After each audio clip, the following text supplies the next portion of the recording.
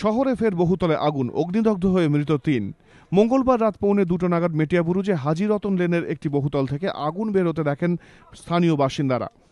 বহুতলের ৩ তলায় ছিল একটি পোশাক তৈরির কারখানা। সেখান থেকে ছড়ায় আগুন। খবর পেয়ে ঘটনাস্থলে যায় দমকলের ৬টি ইঞ্জিন, যদিও দমকল অন্তত ১ ঘন্টা দেরিতে আসে বলে অভিযোগ স্থানীয় বাসিন্দাদের। দুটোর পর খবর ঢুকেছে ফায়ার ব্রিগেড, তৎক্ষণে পাড়ার ছেলেরা সবাই মিলে খুব চেষ্টা করার পরে তারপর আস্তে আস্তে 4টে পর্যন্ত আগুন আনে। 4 জনেই মারা গেছে, 4 জনা বেরোতে পারিনি, ভেতর থেকে ওরাই তালা মেরে শুয়েছিল আর চাবি খুঁজে পাইনি। আগুনটা তো দ্রুতভাবে ছড়িয়ে গেছে। লোক ছিল পাশে বার হয়েছে, গাফিলতি আছে, খবর দেওয়ার পরে অনেক পরে এসছে, ঠিক আছে, আগে এসতো তাহলে আরো তাহলে জিনিসটাকে খুব মারাত্মক ঘটনা ঘটেছে। অগ্নিকাণ্ডের জেরে মৃত্যু হয়েছে মোহাম্মদ মুরিদ, আরিফুল ইসলাম ও মোহাম্মদ রাহুলের। মৃত ৩ জনই কারখানা শ্রমিক। রাতে সেখানেই থাকতেন তাঁরা। যে ঘরে তাঁরা ঘুমোচ্ছিলেন তার সামনের বারান্দা পার করেই রয়েছে একটি লোহার গ্রিল। গ্রিলটি তালা বন্ধ ছিল।